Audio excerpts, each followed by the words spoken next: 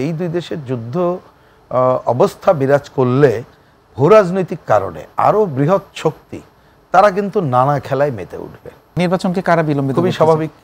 আমি একটু আগেও বললাম, আবার রিপিট করি, এই সরকারের মধ্যে একাংশ আছে ভারত এবং পাকিস্তান এখন যে যুদ্ধ অবস্থা বিরাজ করছে, আমি বলবো এটা আসলে মোটেই কাঙ্ক্ষিত না।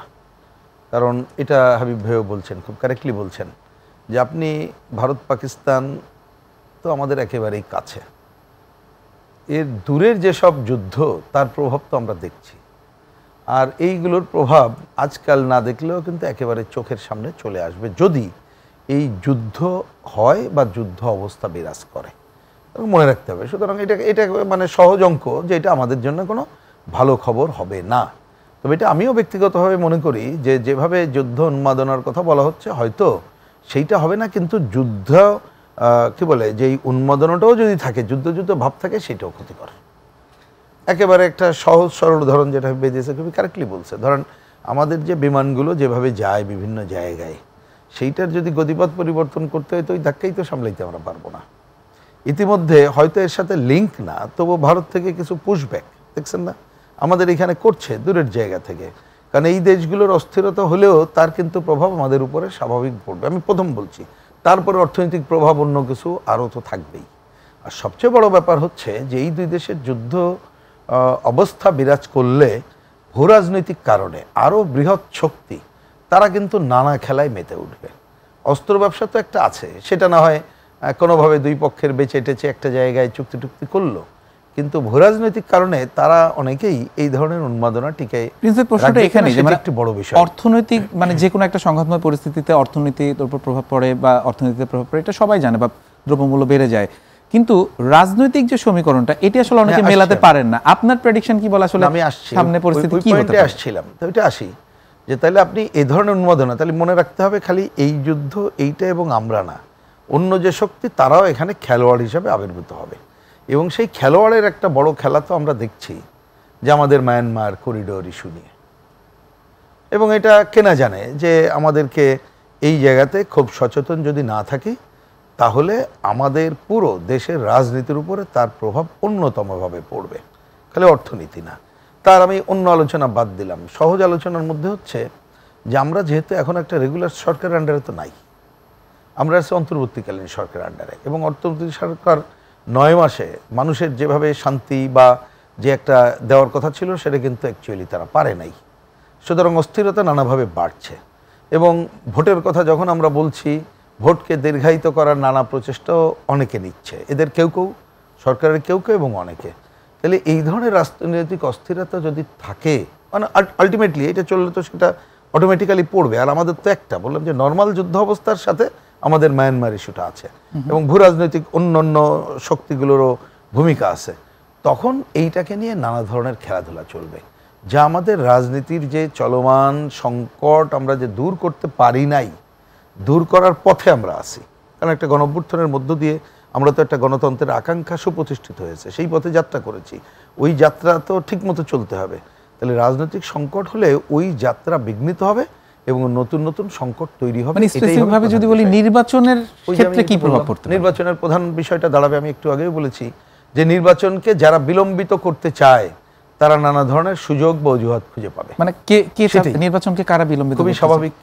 আমি একটু আগেও বললাম, আবার রিপিট করি, এই সরকারের মধ্যে একাংশ আছে, তারা পরিষ্কার ভাষায় বিভিন্ন সময় বলেছে, দেখবেন। এমনকি যারা মনে করে যে রেগুলার গভর্নমেন্ট হলে তারা হয়তো নানা ভূমিকা নিতে পারবে না বা আসতে পারবে না, তারা দীর্ঘায়িত করতে চায়।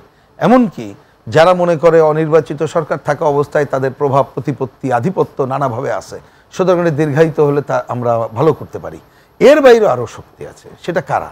নানা অপশক্তি। 3টা অপশক্তি আমি বারবার বলি, একটু আগে যারা বললাম তার বাইরে একটা মনে রাখতে হবে যে পতিত অপশক্তি তারা কিন্তু কোনোভাবে এই ধরনের গণতন্ত্রের যাত্রা শুভকর হোক চাইবে না। আরেকটা হচ্ছে দীর্ঘদিন অগণতান্ত্রিক শাসনে বেড়ে ওঠা দেশের মধ্যে নানা ধরনের অপশক্তি আছে, তারাও চাইবে না গণতন্ত্র একটা সুপ্রতিষ্ঠিত হওয়ার ধারায় যাক, অন্ততপক্ষে নির্বাচন। আরেকটা আছে বিদেশি আধিপত্যবাদী এবং সাম্রাজ্যবাদী শক্তি, তারা চাইবে আমাদের দেশে একটা অনির্বাচিত এবং দুর্বল সরকার থাকুক, এবং দুর্বল সরকার কিন্তু প্রথমত অনির্বাচিত সরকার, আর যার ওই ধরনের সুনির্দিষ্ট দৃষ্টিভঙ্গিও থাকে না। এবং দেখবেন এই সরকার হচ্ছে নানা ধরনের জগা খিচুড়ি মিলাই করলেও তারা কিন্তু সাম্রাজ্যবাদ প্রশ্ন অন্যান্য প্রশ্নে নমনীয় মনোভাব তাদের আছে।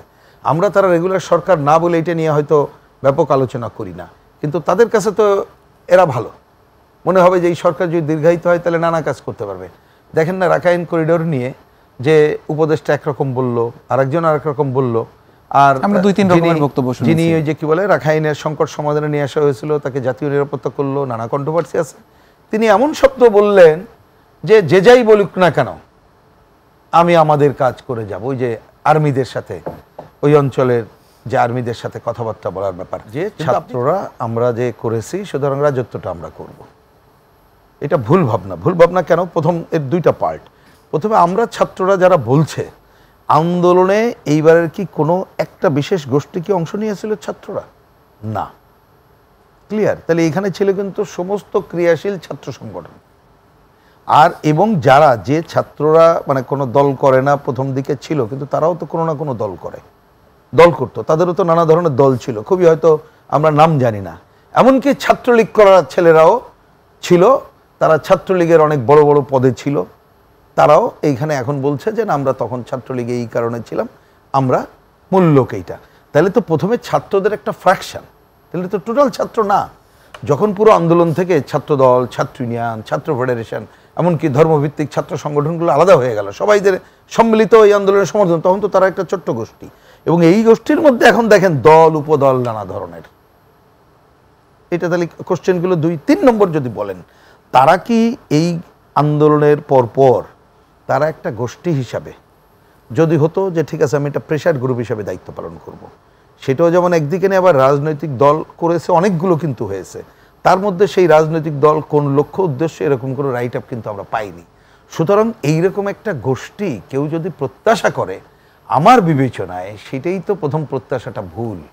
সেটা হচ্ছে একটা জেনারেল আকাঙ্ক্ষা তাদের হতে পারে।